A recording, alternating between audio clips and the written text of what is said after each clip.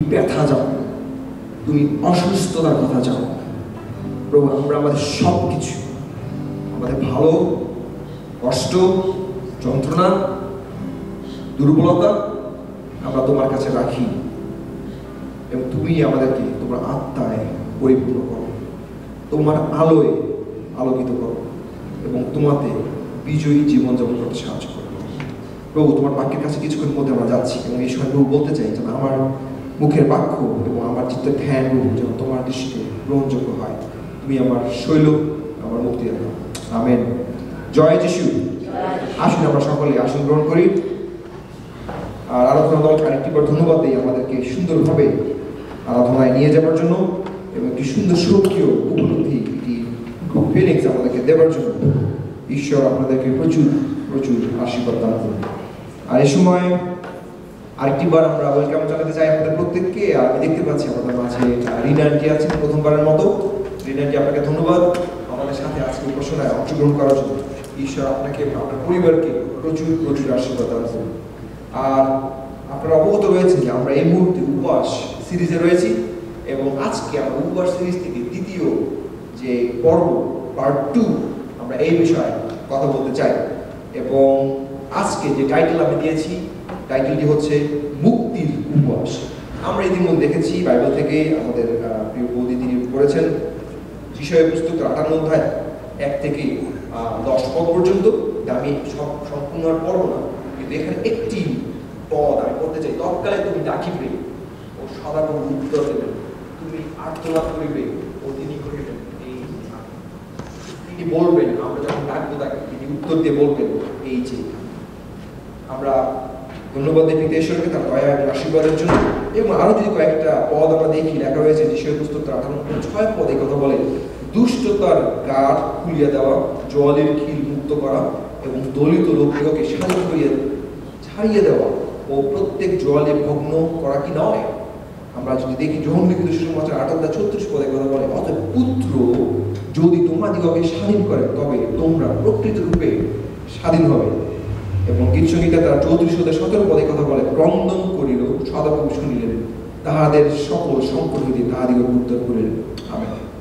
আমরা উপবাস সম্পর্কে আমরা জানার চেষ্টা করছি এবং ইতিমধ্যে আমরা জানিয়েছি যে আগামী জানুয়ারি মাসের প্রথম 26 দিন আমরা কর্পোরেট উপবাস করতে চাই, আমরা মণ্ডলীগতভাবে উপবাস করতে চাই। যদি প্রভু আপনার হৃদয়ে কথা বলে এবং আপনি যদি প্রস্তুতি নিতে পারেন, এখনই সময় প্রস্তুতি নেবার জন্য। আমাদের হাতে অক্টোবর, নভেম্বর, ডিসেম্বর 3 মাস সময় রয়েছে। আসুন আমরা প্রার্থনা করি। আপনি যদি চিন্তা করেন ডিসেম্বর 31 তারিখে যে আমি 1 তারিখ থেকে 26 দিন পর্যন্ত উপবাস থাকবো, এটা সম্ভব নয়। কারণ উপবাস থাকা এটি একটি মানসিক প্রস্তুতির বিষয় রয়েছে এবং 3 মাস যথেষ্ট সময় আপনার এই বিষয়ে প্রস্তুতি নেওয়ার জন্য, প্রার্থনা করার জন্য এবং যেন ঈশ্বরের কাছ থেকে আপনার বিশেষ শক্তি আপনারা লাভ করতে পারেন। উপবাস মানে শুধু না খেয়ে থাকবো, এইটার বিষয়টা এরকম নয়। যদি আমরা না খেয়ে থাকি সেটাকে আমরা ডায়েট বলি, কিন্তু আমরা যদি না খেয়ে থাকি, যদি আমরা প্রার্থনায় সময় কাটাই, সেটা হলো উপবাস। আমরা যদি উপবাস থাকি অথবা আমাদের সময় যদি আমরা নেটফ্লিক্সে, ইউটিউবে সময় দেই, তাহলে সেটা উপবাস হবে না। আমাদের নেট ফাস্টিং উপবাস করার দরকার রয়েছে। বিজ্ঞান বলে উপবাস আমাদের শরীর থেকে বিভিন্ন টক্সিন বের করে দেয় এবং আমাদের মস্তিষ্ককে আরো ফোকাসড হতে সাহায্য করে।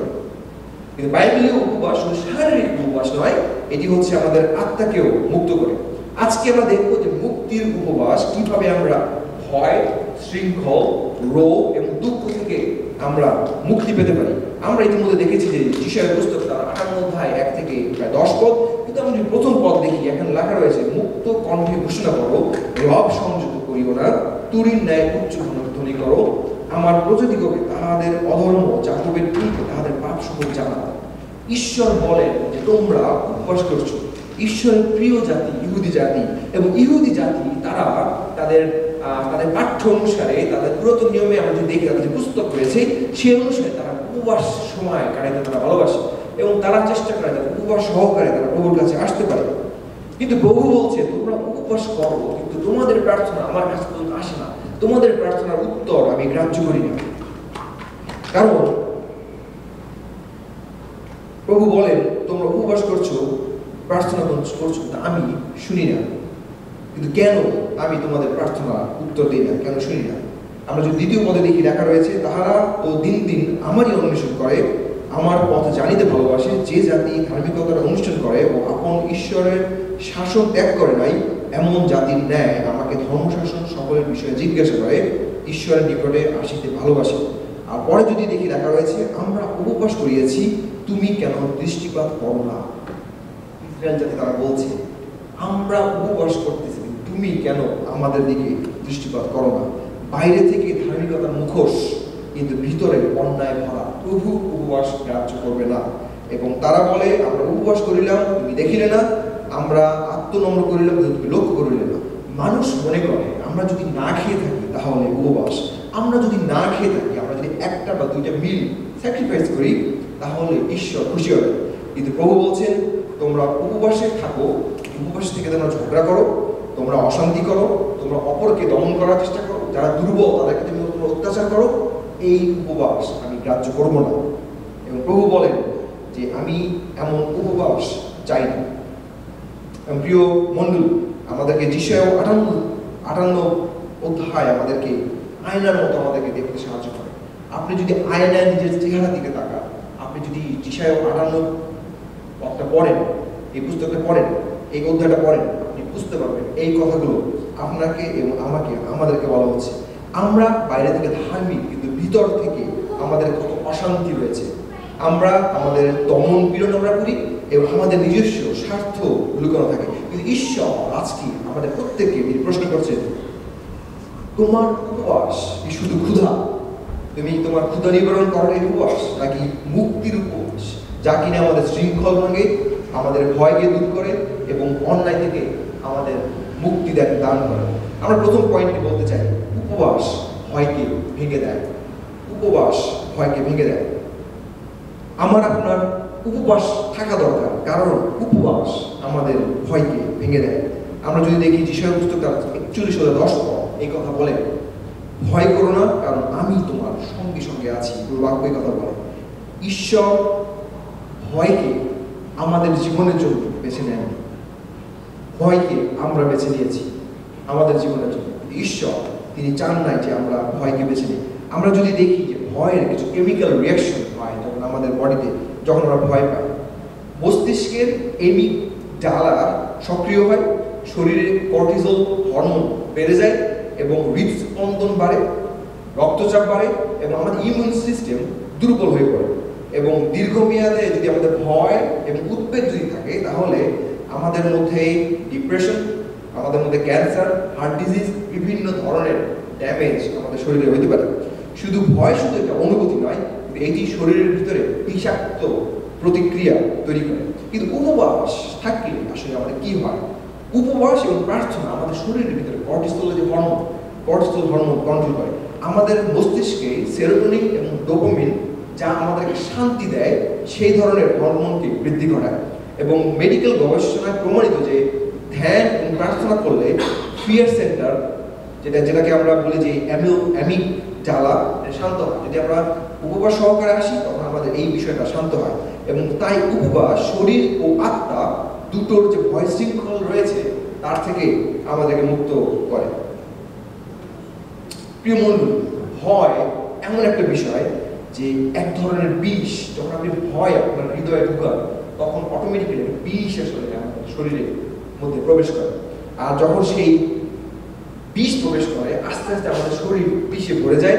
কিন্তু উপবাস আমাদের সেই বিষকে ধুয়ে মুছে আমাদের পরিষ্কার করে এবং ঈশ্বরের যে শান্তির জল, সেই শান্তির জল আমাদের ভিতরে ঢেলে দেয়। আমরা যদি দেখি 2 তিমোথেও 1:7 এই কথা বলে, কেননা ঈশ্বর আমাদিগকে ভীরুতার আত্মা দেন নাই, কিন্তু শক্তির, প্রেমের ও সুবৃদ্ধির আত্মা দিয়েছে। বলেন আমেন। আমরা অনেক সময় ভয়ের মধ্যে বাঁচি এবং আমাদের বিভিন্ন ধরনের ভয় কাজ করে। ভবিষ্যতের ভয়, রোগের ভয়, চাকরি হারানোর ভয়, চাকরির ক্ষেত্রে জয়েন করলে পর তখন চাকরিটা কেমন হবে, কলিগের কেমন হবে, বস কেমন হবে, বিভিন্ন ধরনের ভয়। কিন্তু আমরা যদি দেখি দানিয়েল পুস্তক 3:10 সেখানে দানিয়েল তিনি কি করেছেন? তাকে তো সিংহের গুহায় ফেলে দেওয়া হয়েছিল, কিন্তু তিনি উপবাস সহকারে প্রভুর কাছে এসেছিলেন এবং তিনি তার ভয়কে তিনি জয় করেছিলেন এবং তিনি তার বিশ্বাসে আরো বলিয়ান হয়েছিলেন। সামনে যখন সিংহ আসলো, সিংহ তার কিছুই করতে পারেনি, কারণ তিনি ভয়কে তিনি জয় করেছিলেন। বিজ্ঞান বলে প্রার্থনা এবং মেডিটেশন আমাদের ভয়ের যে সেন্টার রয়েছে সেটাকে শান্ত করে। ঈশ্বরের উপবাস আমাদেরকে সাহস দেয় সামনের দিকে এগিয়ে যেতে। দ্বিতীয় পয়েন্ট, উপবাস অশুভ শৃঙ্খল ভাঙে। উপবাস অশুভ শৃঙ্খল ভাঙে। আমার আপনার উপবাস থাকা দরকার, কারণ উপবাস আমাদের জীবনের যে অশুভ শৃঙ্খল রয়েছে সেটাকে ভেঙে চুরে চুরমার করে দেয়। আমরা যদি দেখি যে যিশুর পুস্তকটা 58:6 পদে কথা বলে, দুষ্টতার গাঁট সকল খুলিয়ে দেওয়া, জোয়ালের খিল মুক্ত করা এবং দলিত লোকদিগকে স্বাধীন করিয়া ছাড়িয়ে দেওয়া ও প্রত্যেক জোয়ালি ভগ্ন করা কি নয়? আমাদের বিভিন্ন ধরনের শৃঙ্খলে আমরা আসক্ত, আমরা বিভিন্ন ধরনের শৃঙ্খলে আমরা আবদ্ধ। আমাদের শৃঙ্খলা থেকে ভেঙে বের হওয়ার জন্য আমাদের আজকে উপবাস হওয়া, উপবাস করা খুবই জড়িত, খুবই দরকার। মানুষের জীবনে বিভিন্ন ধরনের অশুভ অভ্যাস আসে, যেমন নেশা, পর্নোগ্রাফি, সোশ্যাল মিডিয়া আসক্তি এবং ক্রোধ, রাগ, বিভিন্ন বিষাক্ত ধরনের আমাদের অশুভ শৃঙ্খল। কিন্তু আমাদের যে মস্তিষ্কে ডোপামিন সাইকেল রয়েছে, কখনো এই ইভল চেইনের জন্য আমাদের সেই মস্তিষ্কের ডোপামিন সাইকেল বিকৃত হয় এবং আমাদের শরীরের ভিতরে যে রিওয়ার্ড সিস্টেম রয়েছে সেটার গোলাম হয়ে যায় এবং সেটা তখন অন্যভাবে কন্ট্রোল করতে সাহায্য করে। বারবার আসক্তিতে পড়লে আমাদের টলারেন্স তৈরি হয় এবং আগের মতো আমরা আনন্দ বেশি পাইতে আমাদের বেশি মাত্রায় আমাদের সেই জিনিসগুলো করা প্রয়োজন হয়। এবং যখন আমরা কোনো ধরনের কঠিন শৃঙ্খলে আবদ্ধ হই, সেই শৃঙ্খল ভাঙা অনেক কঠিন হয়ে পড়ে এবং যখন সেই শৃঙ্খল ভাঙা কঠিন হয়ে পড়ে তখন আমরা যদি উপবাস সহকারে আসি এবং আমরা যদি উপবাস সহকারে প্রার্থনা করি, তখন আমরা আমাদের সেই শৃঙ্খল আমরা ভাঙতে পারি। এবং বৈজ্ঞানিকভাবে এটাকে বলা হয় নিউরোকেমিক্যাল বন্ডেজ। আমরা এই নিউরোকেমিক্যাল বন্ডেজকে আমরা ব্যালেন্স করতে পারি। এবং উপবাসে কি হয়, উপবাসের সময় ডোপামিন ডিটক্স, আমাদের ভিতরে যে ডোপামিন থাকে সেটা যখন ডিটক্স আমরা করতে পারি এবং মস্তিষ্কের রিওয়ার্ড সিস্টেম যেটা রয়েছে সেটা আবার রিসেট হয় তখন। এবং প্রার্থনা আমাদের মস্তিষ্কের নতুন পথ তৈরি করে এবং বাক্য আমাদের এই কথা বলে, খ্রিস্টে আমাদের নতুন সৃষ্টি হয়, আমাদের খ্রিস্টে নতুন সৃষ্টি হয়। তাই উপবাস শুধু শরীরের নয়, আমাদের মস্তিষ্কে যে বাঁধন রয়েছে সেই বাঁধন ভেঙে চুরে চুরমার করে দেয়। তাই উপবাস শুধু শরীর নয়, আমি আবার বলছি, আমাদের মস্তিষ্কের ভিতরে যে সমস্ত বাঁধন রয়েছে তা ভেঙে চুরে চুরমার করে দেয়। তাই প্রিয় মণ্ডলী, অশুভ শৃঙ্খল মানে এমন এক অদৃশ্য হাত করা যা আমরা নিজেই পড়ে রয়েছি। আজকে আমাদের সেই হাত করা থেকে বেরিয়ে আসতে হবে, যে শৃঙ্খল আমাদের বেঁধে রেখেছে তার থেকে বেরিয়ে আসতে হবে এবং তাহলেই আমরা সেই মুক্তি পেতে পারি। এবং সেই উপবাস হল সেই ঈশ্বর দেওয়া চাবি, যা সেই হাত করাকে খুলতে সাহায্য করে।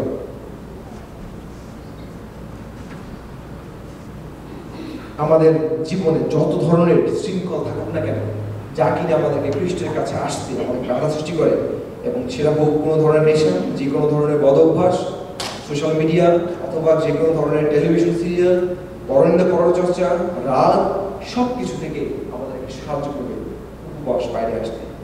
তৃতীয় পয়েন্ট বলতে চাই, উপবাস আমাদের চোখ খুলে দেয়। উপবাস আমাদের চোখ খুলে দেয়। আপনার এবং আমার উপবাস থাকা দরকার, কারণ উপবাস আমাদের চোখ খুলে দেয়। আমরা প্রায় আমাদের জীবনের দিকে হারিয়ে যাই এবং আমরা কখন কোন সিদ্ধান্ত নেব আমরা ঠিক বুঝতে পারি না, এবং কখন কোন সিদ্ধান্ত নেওয়া দরকার সেটা আমরা বুঝতে পারি না। কিন্তু আমরা যদি উপবাস সহকারে প্রভুর কাছে আসি, প্রভু তিনি আমাদেরকে সঠিক সিদ্ধান্ত নিতে সাহায্য করবেন। আমরা যখন নিজের দিকে তাকাই, আমরা যখন কোনো দিকে তাকাই, আমরা আসলে কি দেখি? আমরা কাঠের চশমা পরে দেখি। কাঠের চশমা পরা থাকলে কি দেখা যায়? আপনি যখন চশমা পরেন, আপনার চশমায় গ্লাস রয়েছে, তাই আপনার কাঠের চশমা আসলে কিছুই দেখা যায় না, অন্ধ। উপবাস আমাদের চোখ খুলে দেয়, আমাদের ভ্রান্ত মতবাদ, আমাদের ভুল শিক্ষা, আমাদের কুশিক্ষা থেকে বাইরে আসতে সাহায্য করে এবং পবিত্র আত্মা সেখানে সুযোগ পায় যেন আমরা পবিত্র আত্মার অধীনে আমরা চলতে পারি। কোনটা ভুল, কোনটা খারাপ, কোনটা সঠিক আমরা ঠিকভাবে দেখতে পারি। আমরা যদি দেখি, আমরা জানি যে ইস্টের উপবাস করে তার একটা জাতিকে রক্ষা করেছিলেন। আমরা যদি দেখি ইস্টের তার 4 অধ্যায় 16 পদে কথা বলে, তুমি যাও, সুশনে উপস্থিত সমস্ত জিহুদীকে একত্র করো এবং সকলে আমার নিমিত্ত উপবাস করো। 3 দিবস দিনে কি রাত্রিতে কি কিছু আহার করিও না, কিছু পান করিও না, আর আমিও ও আমার দাসীরা তদ্রূপ উপবাস করি। এইরূপে আমি রাজার নিকটে যাইব। তাহার যে সম্ভব ওখানকার আরো যে আফ্রিকান যে দেশগুলোতে আছে সেখানে প্রভু এই রেইনহার্ড বঙ্কেকে প্রচুর পরিমাণে ব্যবহার করেছে। এবং যখন আমি খুবই যুবক বয়স তখন আমি এই দাসের সম্পর্কে জানার সুযোগ হয়। এবার আমি যখন তার সম্পর্কে আমি ইন্টারনেটে সার্চ করছিলাম 2000 সালে, এবং সার্চ করার সময় দেখলাম যে এই ভদ্রলোকের মাধ্যমে ঈশ্বর কিভাবে কাজ করছে এবং কি পরিমাণে অন্ধ লোক দেখতে পাচ্ছে, বোবা কথা বলতে পারছে, বধির শুনতে পারছে, মৃত মানুষকে ঈশ্বর জীবন দিয়েছে যখন প্রার্থনা দ্বারা এসেছে। এই লোককে জিজ্ঞেস করা হয়েছিল যে তুমি যখন প্রচার করো এত অলৌকিক কার্য কেমনে করো? তখন তিনি একটা কথা বলেছেন, যখন আমি প্রচার করি কোনো, এবং উনি যখন প্রচার করে উনি কিন্তু কয়েকশো কয়েক হাজার মানুষের সামনে না, উনি লক্ষ লক্ষ মানুষের সামনে প্রচার করেন। এবং যখন তিনি প্রচার করেন তখন একটা টিম বিভিন্ন দেশের বিভিন্ন জায়গায় বসে তারা ওই সময় প্রশংসায় আনন্দ করে ওই প্রচারের সময়, এবং বিভিন্ন ধরনের কার্য তখন থাকে। এবং প্রভু তিনি তার অলৌকিক কার্য সেই স্থানে তিনি প্রকাশ করেন। যখন তারা প্রার্থনা করে শুধু প্রার্থনা করে না, ওই সময় তারা উপবাস সহকারে আসে, এবং উপবাস সহকারে আসে তারা প্রার্থনা করে এক জায়গা থেকে, কিন্তু সমস্ত মিরাকেল ঘটে সেই আফ্রিকার যেখানে সেই প্রচার কার্য চলছে, ক্রুসেড চলছে, ক্রুসেডের জায়গায়। শুধুমাত্র আফ্রিকায় ঘটে তা না, পৃথিবীর প্রত্যেকটা দেশে, এমনকি বাংলাদেশেও ঘটে। কিন্তু আমরা হয়তো অনেক সময় জানি, অনেক সময় জানি না, অনেক সময় প্রচার হয়, অনেক সময় প্রচার হয় না। কিন্তু আজকে আমাদের সাথে শেয়ার করতে চাই যে ঈশ্বর তিনি জীবন, তিনি জাগ্রত, মহিমান্বিত, গৌরবান্বিত, কিভাবে তিনি একজন দাসীকে ক্যান্সারের জাম থেকে মুক্ত করেছেন, এবং আমরা ঈশ্বরের গৌরব করতে চাই। প্রমিলেন আপনি সামনে আসবেন, আমি আপনার কাছ থেকে আমরা সকলে প্রভুর সেই মহা সাক্ষ্য শুনতে চাই।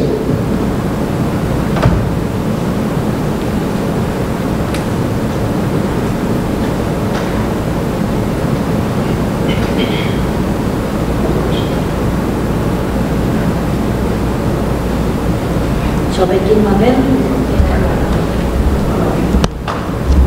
প্রভুর ধন্যবাদ প্রশংসা গৌরব করি যে তিনি আসলে একটু সুযোগ করে দিয়েছেন, বিভিন্ন জায়গায় সুযোগ করে দেন যেন প্রভুর যে উপকার আমি পেয়েছি, যে দয়া, সেটা যেন প্রকাশ করি। কিন্তু আসলে দুঃখের বিষয় কি জানেন, আমেরিকাতে এসে সেই সুযোগ পাইনি। কারণ কি, আমি যেখানে যেখানে যাই সব ফরেনার, আর আমি তো আপনাদের মতো এরকম ইংলিশ বলতে পারি না, বুঝিও না, তাই কাজে কিছু বলার সুযোগ পাই নাই।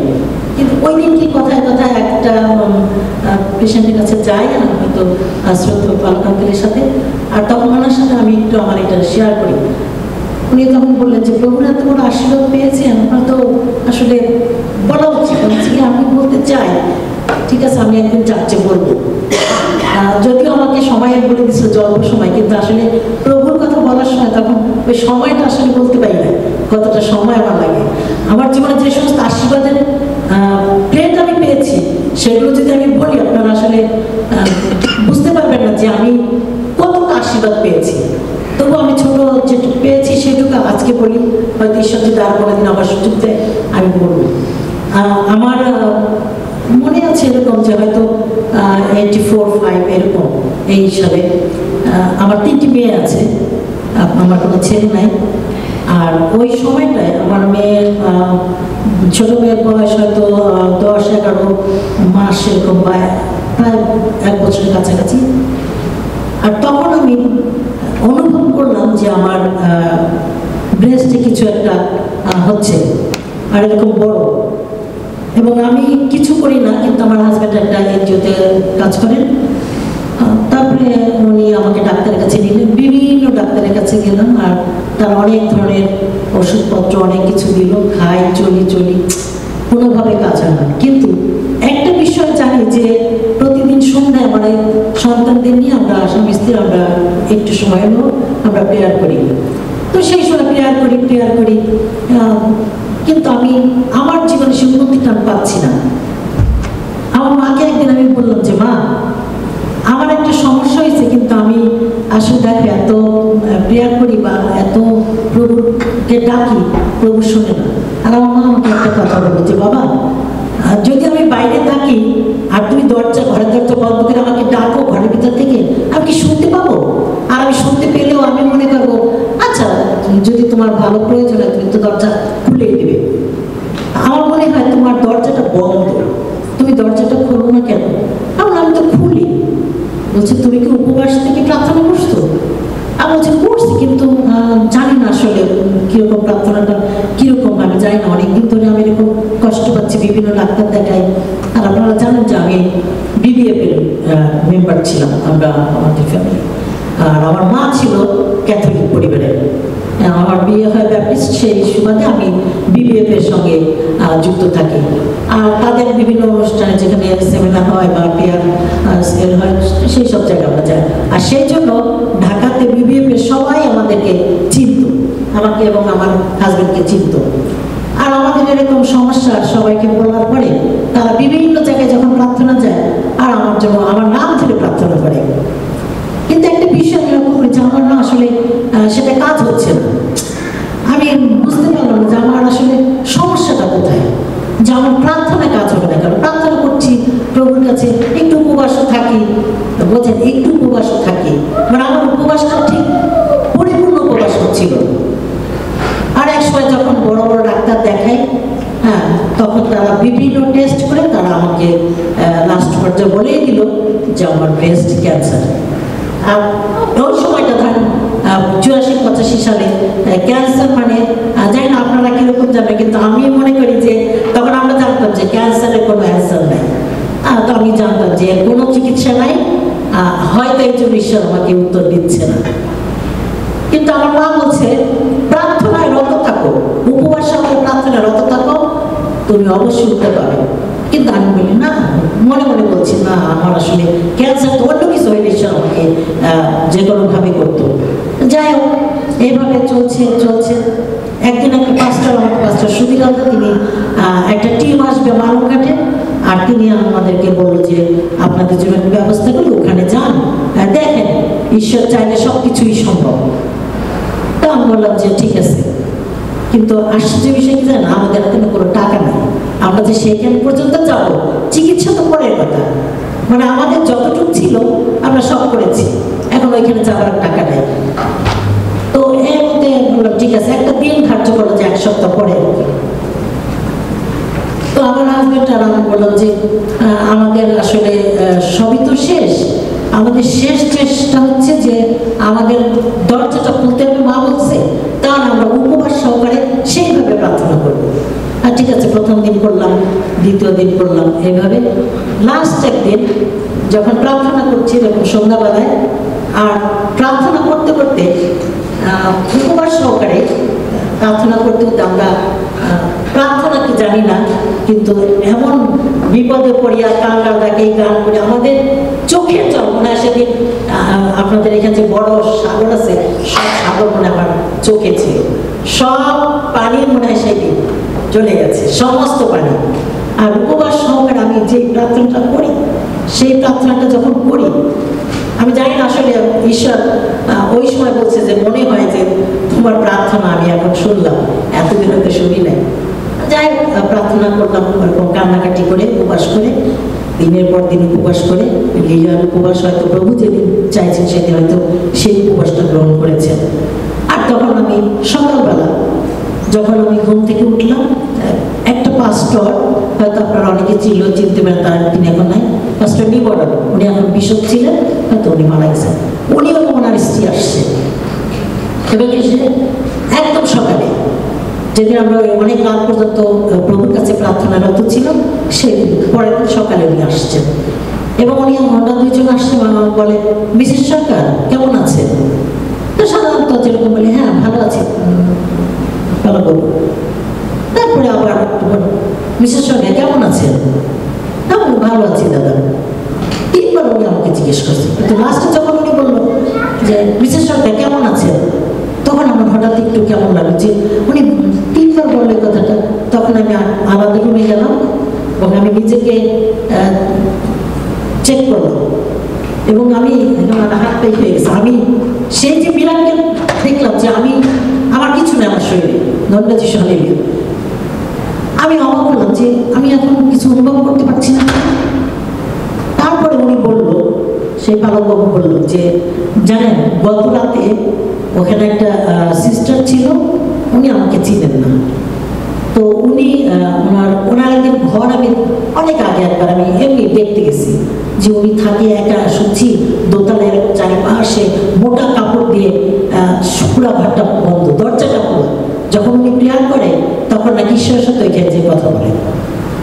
সেই মহিলা ওই পাস্টারকে ফোন দিছে, ফোন দিয়ে বলে যে নিবারণ, মহাখালীতে টিভি ওখানে টিভি সেন্টার পাশে টিভি রোডের ওইখানে একটা মহিলা থাকে, নাম হলো প্রমীলা, তার কাছে যাবেন।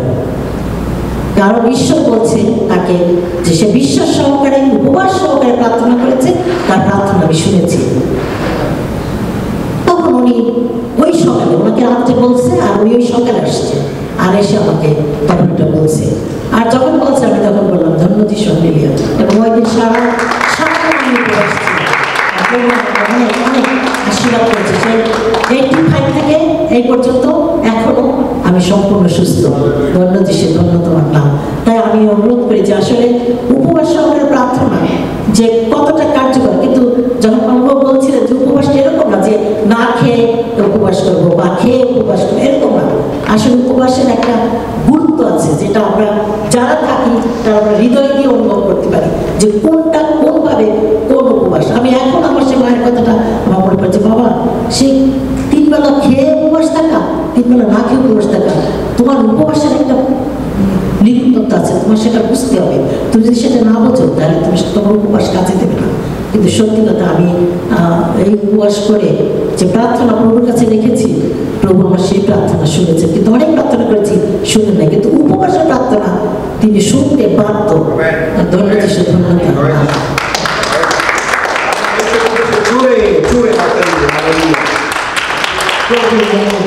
তিনি জীবন্ত এবং এই দাসী, তিনি তার ক্যান্সারের লাস্ট স্টেজে ছিলেন। একটা ফোটা কেমোথেরাপি লাগে, নো কেমোথেরাপি, রাইট?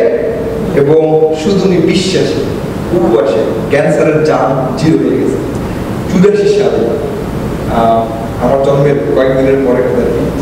এবং কয়েক বছর, প্রায় 41 বছর আগের কথা।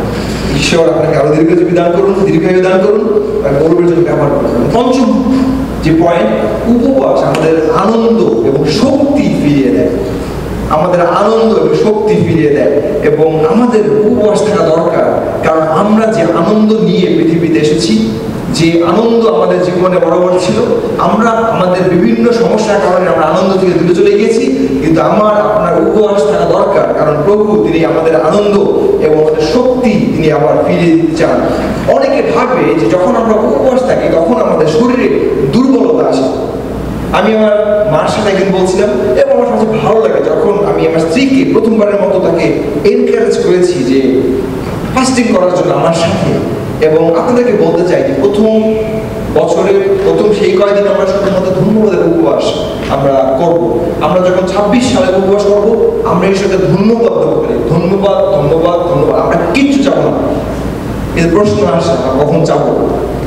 আমরা চাবো তারপরে আরেকটা সময় রয়েছে, যে সময় যিশু নিজে উপবাস করেছিলেন 40 দিন। আমি অনুরোধ করবো যদি সম্ভব হয় আপনারা তার জন্য প্রস্তুতি নেবেন, যেন 40 দিন আমরা উপবাস সহকারে আসতে পারি। 1 দিন না, 2 দিন না, 3 দিন না, 40টা দিন। কাকা প্রশ্ন করছিলেন গত রোববার দিন, উপবাস করবো তার আমরা কি খাবো? উপবাস আমরা কখন ভাঙবো? বাইবেল কি বলে? তাহলে বাইবেল কি বলে? বাইবেল কিছুই বলে। কিন্তু বাইবেল বলে কে কিভাবে উপবাস করেছে, যিশু কিভাবে করেছিল, মোশে কিভাবে করেছিল, দানিয়েল কিভাবে করেছিল। আপনার ব্যাপার আপনি কিভাবে করবেন। কিন্তু আপনি খাবার স্কিপ করবেন, আপনি ডিভাইস স্কিপ করবেন, আপনি সোশ্যাল মিডিয়া স্কিপ করবেন, আপনি আপনার কোনো খারাপ বন্ধু স্কিপ করবেন, আপনি কোনো খারাপ সময় স্কিপ করবেন, সেইটা আপনি কনভার্ট করবেন, আপনি ডাইভার্ট করবেন ঈশ্বরের সাথে। বলেন আমি। আমরা আমাদের ফুড স্কিপ করবো, খাবার স্কিপ করবো, যাই করি না কেন ওই সময়টা আমরা ঈশ্বরের সাথে আমরা কানেক্ট হব। এবং সেইটাই হচ্ছে আমাদের উপবাস। এবং উপবাসে আমরা কখন উপবাস ভাঙবো যেমন আমি একবার এক দিদির সাথে কথা বলছিলাম, তিনি বললেন আমাকে আমি সকালবেলা খাই না, কিন্তু দুপুরে 3টার সময় উপবাস খাই। ভালো, কোনো সমস্যা নেই, কারণ আমরা এই প্র্যাকটিস করতে অভ্যস্ত। আমরা গুড ফ্রাইডে গির্জার সময় আমরা শুরু করতাম এবং 3টার সময় আমরা অথবা প্রবল মাধ্যমে তারপরে আমরা উপবাস ভেঙে আমরা শরবত খাই, তারপর বাসা যেতাম। হ্যাঁ, আপনি যদি মনে করেন যে আপনি 1টার সময় মানবেন উপবাস, কোথাও লেখা নেই, কেউ মানা করবেন আপনাকে। আপনার যদি মনে হয় যে দুপুর 12টার সময় মানবেন, তাও ভালো। আপনার যদি মনে হয় আপনি সব খাবেন, শুধু মাংস খাবেন না, মাছ খাবেন না, অথবা রুটি খাবেন না, যেটা আপনার ফেভারিট সেটা খাবেন না। কাকার ফেভারিট কোনটা? ভাত খাবেন না, তাহলে ভাত খাবেন না। তাহলে কারণ কি জানেন? দানিয়েল তিনি কি করেছেন? রুটি খাওয়া বাদ দিয়েছেন। ওই 21 দিন উনি রুটি খান। ভাত ছিল কিনা জানি, রুটি তো খেত, রুটির নেশা ছিল, রুটি খাই না। ঠিক আছে, রুটির মধ্যে একই জিনিস না, ভাতের মধ্যে যে কার্বোহাইড্রেট রুটির মধ্যে তৈরি। তো দানিয়েল ওইটা খায় না, দানিয়েল দ্রাক্ষারস খায় না, দানিয়েল মাংস খায় না, কিন্তু কি খাইছে? ফল খাইছে, শাকসবজি খাইছে, অন্য কিছু খাইছে। আমরা করতে পারি, আমাদের সেই সুযোগ আমাদের রয়েছে।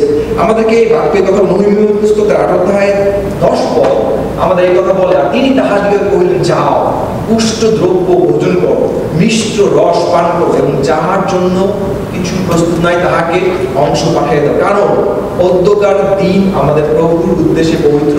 তোমরা বিষণ্ণ হইও না, কেননা সদাপ্রভু হইতে যে আনন্দ, তাহাই তোমাদের শক্তি। সদাপ্রভু হইতে যে আনন্দ, সেই আনন্দ পৃথিবীর আর কোথাও নাই।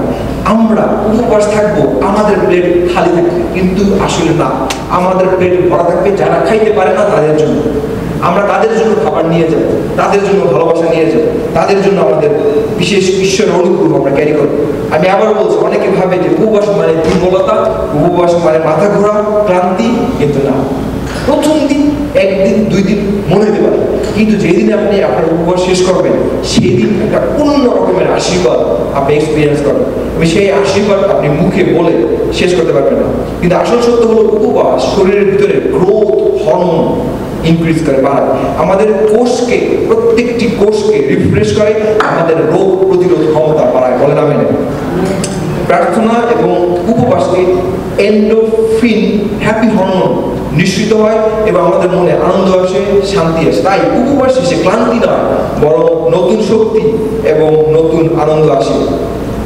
উপবাস আমাদের ভিতর থেকে, আমাদের মনের ভিতর থেকে ভারী চাপ, স্ট্রেস সরাই নেয়, আমাদের আত্মাকে নতুন নতুন উদ্যম দান করে, আমাদের ভিতরে ঈশ্বরের উপস্থিতি আসে এবং আমরা ক্লান্তি বোধ আর করি না, কিন্তু আমরা আনন্দ বোধ করি। এবং তাই উপবাস হলো ক্লান্তি নয়, বরং নতুন শক্তি পাওয়ার রহস্য। এবং শেষে বলতে চাই, উপবাস আমাদেরকে খ্রিস্টে মুক্ত করে। উপবাস আমাদেরকে খ্রিস্টে মুক্ত করে। আসুন আমরা এই সময় উঠে দাঁড়াই। আমরা আমাদের পরিচর্যার প্রায় শেষ পর্যায়ে চলে এসেছি। দালিমদায় বর্ষের টিম যদি আমাদের সাথে এই সময় আসে, আর আমি আরেকবার বলতে চাই, আসুন আমরা সকলে উঠে দাঁড়াই। আমরা উঠে দাঁড়াই, আমরা আমাদের মস্তক অবনত করি। আমি আপনাদেরকে সকলকে এই সময় এনকারেজ করতে চাই, আপনাদের সকলকে উৎসাহিত করতে চাই। আসুন আমরা উপবাসের জন্য প্রস্তুতি নেই।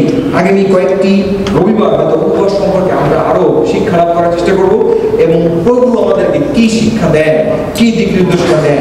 এবং আপনাদের যদি ব্যক্তিগতভাবে কোনো সাহায্য দরকার হয়, কোনো গাইডেন্স দরকার হয়, আমরা আপনাদের পাশে দাঁড়াতে চাই। আমরা যে শান্তি, যে শক্তি আমরা পেয়েছি, সেই একই শান্তি শক্তি আপনাদের সাথে শেয়ার করতে চাই। আমাদেরকে উপবাস আমাদের ভয়কে জয় করতে শেখায়, আমাদেরকে সাহসী করে তোলে, বাক্যের কথা বলে। আর প্রভুর প্রত্যাশা আমাদের মাঝে রয়েছে, এবং আমরা প্রভুকে রাখবো এবং প্রভু উত্তর দেবেন। আমাদের আর্তনাদ তিনি শুনবেন আর বলবেন, এই যে আমি। প্রভু বলবেন, এই যে আমি। আমাদের উপবাস আমাদের সমস্ত রকমের অশুভ শৃঙ্খলকে ভেঙে চুরে চুরমার করে দেয়, আমাদের আসক্তি এবং বাঁধন থেকে আমাদের মুক্ত করে। আর প্রভুর প্রত্যাশা আজকে আমাদের মাঝে রয়েছে। আমরা প্রভুকে ডাকবো, তিনি উত্তর দেবেন। আমাদের আর্তনাদ তিনি শুনবেন আর বলবেন, এই যে আমি। আমাদের উপবাস আমাদের চোখ খুলে দেয়, আমাদের বিভ্রান্তি দূর করে, ঈশ্বরের দিক নির্দেশনা দেখতে আমাদের সাহায্য করে। আর প্রভুর প্রত্যাশা আমাদের মাঝে রয়েছে। আমরা প্রভুকে ডাকবো, প্রভু উত্তর দেবেন। আর আমাদের আর্তনাদ তিনি শুনবেন আর বলবেন, এই যে আমি। আমাদের উপবাস রোগ থেকে মুক্তি আনে, ঈশ্বরের আরোগ্যের শক্তি আমাদের জীবন প্রবাহিত করে। আর প্রভুর প্রত্যাশা আমাদের প্রত্যেকের মাঝে রয়েছে। আমরা প্রভুকে ডাকবো, প্রভু উত্তর দেবেন, আমাদের আর্তনাদ তিনি শুনবেন আর বলবেন এই যে আমি। আমাদের উপবাস আমাদের আনন্দ এবং আমাদের শক্তি ফিরিয়ে দেবে, আমাদের ক্লান্তি দূর করে দিয়ে আমাদেরকে নতুন উদ্যম দান করবে। আর প্রভুর প্রত্যাশা আজকে আমাদের মাঝে রয়েছে। আমরা প্রভুকে ডাকবো, প্রভু আমাদের উত্তর দেবেন, তিনি আমাদের আর্তনাদ শুনবেন আর বলবেন এই যে আমি। আমাদের উপবাস আমাদের খ্রিস্টে সত্যিকারের মুক্তি দেয়, যিশুর মাধ্যমে আমাদের স্বাধীনভাবে বাঁচতে শিখায়। আর প্রভুর প্রত্যাশা আজকে আমাদের মধ্যে রয়েছে। আমরা প্রভুকে ডাকবো, প্রভু উত্তর দেবেন, আমাদের আর্তনাদ শুনবেন আর বলবেন এই যে আমি। এই সময় আমি বলতে চাই প্রিয় মণ্ডলী, আপনি আপনার সমস্ত নিবেদন নিয়ে, আপনার সমস্ত প্রার্থনা নিয়ে, আপনার সমস্ত বিনতি নিয়ে, আপনার সমস্ত অভাব নিয়ে, আপনার সমস্ত অসুস্থতা নিয়ে, আপনার সমস্ত ব্যথা নিয়ে প্রভুর কাছে আসতে চান। আসুন আমরা উপবাস সহকারে আসার জন্য প্রস্তুতি নেই। আমাদের আর্তনাদ তিনি শোনেন, আমাদের কাকুতি তিনি শোনেন, আমাদের ব্যথা তিনি দেখেন, আমাদের যন্ত্রণা তিনি দেখেন। আর আমরা যখন তাকে ডাকি তিনি বলেন এই যে আমি, এই যে আমি, এই যে আমি। হালেলুয়া,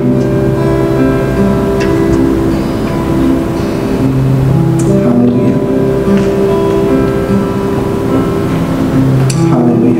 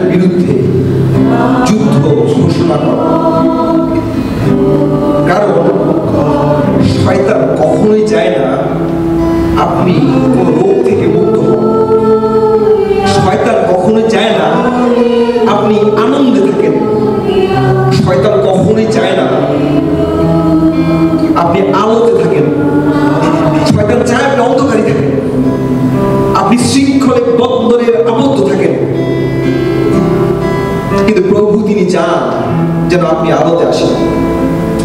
প্রভু তিনি চান আপনাকে নতুন জীবন দান করতে।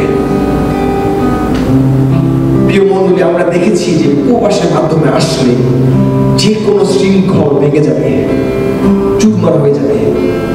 প্রিয় মণ্ডলী, আপনাদেরকে এই সময় অনুরোধ করতে চাই, এই সময় আপনি প্রভুর সাথে একটি সম্পর্ক স্থাপন করুন এবং আপনি জানার চেষ্টা করুন আসলে প্রভু তিনি কি চান আপনার জীবনে।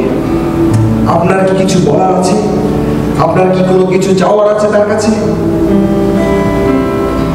এই সময় আমি আপনাদেরকে অনুরোধ করতে চাই, আপনার হৃদয় যদি আপনি মনস্থির করতে চান যে আপনি আগামী জানুয়ারি মাসের প্রথম 26 দিন ধন্যবাদের উপবাস সহকারে প্রভুর কাছে আসতে চান, বা আপনার আসার ইচ্ছা রয়েছে কিন্তু আপনার মাংস দুর্বল, আপনি মনে মনে ইচ্ছা প্রকাশ করছেন কিন্তু মনের ভিতর থেকে আরেকজন বলছে না দরকার নাই।